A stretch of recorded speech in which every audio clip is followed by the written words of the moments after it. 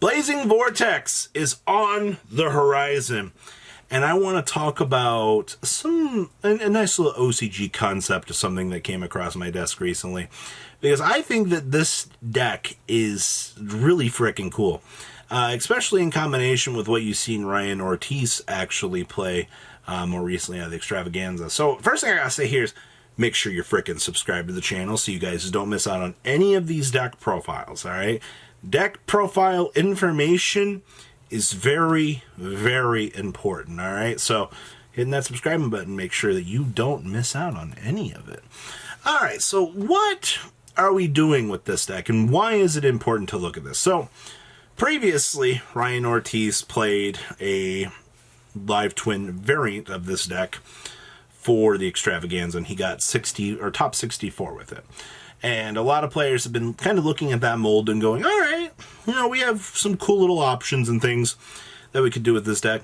And this was the last successful version of the deck from Japan. Now, keep in mind, there's some slight limitations. Japan has a different card pool than we do. But I still want to analyze this deck, and I still want to talk about some of the card choices that they're making and how we can adjust this deck here in the TCG.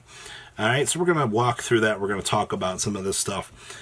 And yeah, I think adjusting deck builds from one format to the next is a very important skill. All right, trust me on that. So we have triple copies of Ash of Blossom and Joyous Spring. All right, very, very, very, very good card. We also have 2 copies of the Golden Lord. Now, I've been noticing this trend a lot more in the TCG and the OCG. We have pretty much started to make the obligated attempt at just playing 2 of this. 3 has kind of been a little bit more bulky. Once again, this build is playing things like the Black Awakening, so I can understand more of the push to try out more Golden Lords, but you also have Maxi in their format, so the possibility of wanting to push 3 Golden Lords is probably a little bit more of an exploratory option at this point in time, all right? We also have 2 copies of Ghost Belt in the Haunted Mansion. We've seen this card gaining a lot of popularity for the stopping of certain effects, all right? Like, such a good hand trap. All right, now, Kishi Kill, Lilla, and our new friend here, our little Halloween treat. So, Kishi Kill here, you guys know each time an opponent's monster declares an attack, your opponent's going to get taxed 500 life points. You're going to have to pay your e-girl $5 to declare that direct attack. All right, it's her show. She's running it. You have to do it. All right, you're a VTuber. All right, on no more special summon, and you control no other monsters, you can special summon 1 Lilla monster from your hand or deck. Now, interesting enough here, we actually have 2 Lillas here. So, triple copies of Live Twin Lilla. So, your opponent must pay 500 life points to declare an attack. If this card is no more special summon and you control no monsters, you're going to special summon a Kishi Kill monster from your hand or deck. Huh. So, what's our new card do? If you control a Kishi Kill monster, you can special summon this card from your hand. Alright, which means that we have an extender. Alright, you can only special summon 1 Life Twin Lilla Treat once per turn this way. So that's why we're only playing 1 of it, because you can only literally summon it once per turn. Alright, when a player takes battle damage from an attack involving any Evil Twin monster, you can banish this card from your graveyard, target 1 monster your opponent controls, it loses attack equal to that battle damage. Alright, you can only use the effect of a Live Twin Lilla Treat once per turn. Special summon extender that also grants you the effect to power down a monster. I know that overall, like, the Evil Twin, or the whole Live Twin Evil Twin package is not that crazy. But one thing this deck has going for it is the interruption through the opponent's turn. Now with the special summon extender, it actually has a semi-relevant graveyard effect. You can actually do some things with this. Alright, so also it has Lilla in the name, so you can actually special summon it off of Kishi Kill. So more options, I guess, are available to you. Now, we also have triple copies of Maxi. This is going to be universally changeable. You can do whatever you need to do. You want to play some Gammas and Driver in here. It's pretty much what I think the TCG is doing at this point. We're trying to cheese in some stuff like that. Hand traps replace very easily. Then, lucky OCG, you have 2 copies of Call by the Grave. Also keep in mind that the OCG only has 2 Cursed Eldland on their list right now. They actually limited this, or semi-limited, and I'm still a little bit perplexed by that statement, but I do understand that this card can get a little bit out of hand, especially when you're playing this amount of degeneracy. Alright, we also have the 2 copies of the Black Awakening. If you want to play one or none, that is strictly up to you when you're adjusting this build come Blazing Vortex. I do think that a little bit of options available to you. We're also not playing the secret passcode either. The secret passcode actually searches for this card, which I don't understand why we wouldn't want to play that. You can very easily cut a Black Awakening to get access to that. So, triple Live Twin home. So, this is in fact that beautiful quick play spell card. We can discard 1 card. Hey, I got a bunch of cards in my deck that I would love, or my hand that I would love to just discard to the graveyard and get a free search. Oh, maybe that's why we play this, so I can discard this to search.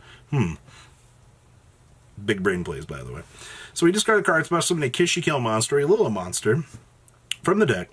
Also, after this card resolves, you got special summon from the extra deck, except for Evil Twin. Alright, so it locks us for a turn, but that's fine. Alright, we're not doing anything turn 1 besides making Evil Twin monsters anyway. Traps here. So we have triple copies of Conch, triple copies of Scarlet Sanguine.